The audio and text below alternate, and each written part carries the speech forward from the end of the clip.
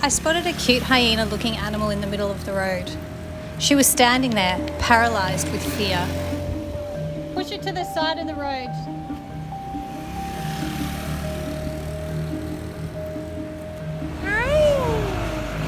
That would be too cute.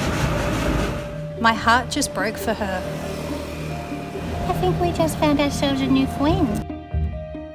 Hello, little one. I was pretty sure she was friendly, but as soon as I went to lift her, she just froze. Hello, my darling.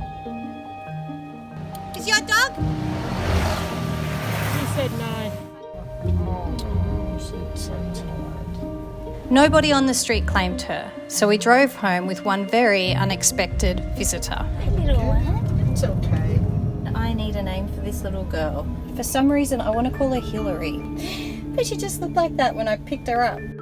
But even from those first little trots into the house, I knew she had a star quality, so I called her Hillary Swanky. You're supposed to be decompressing, that's what I was told.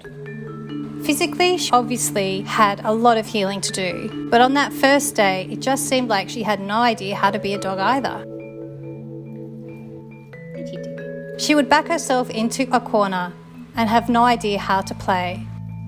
But she had a serious breakthrough when she learned how to talk. You got lots of food. Oh, you do. We're telling fibs. Yes, you are.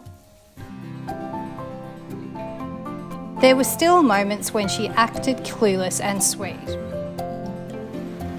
But for the most part, I accidentally created a diva. Good girl. Widdle. Cheekies. Hillary, you're a greedy guts.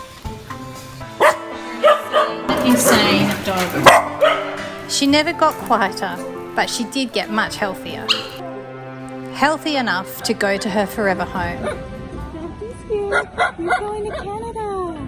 Yay! The most perfect possible home ever. Happy? Yeah, there they are.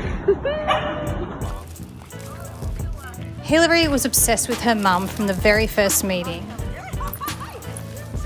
Her new mum has the patience of a saint. You have to sit. No, you have to sit. Sit.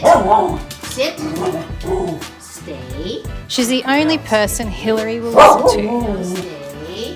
Stay. Just look at that hair. It's beautiful. Here's that side. Here's that side. It's just so hard to believe that she's the same dog I picked up off the street. Okay, good. Now, this is really good. She lies down.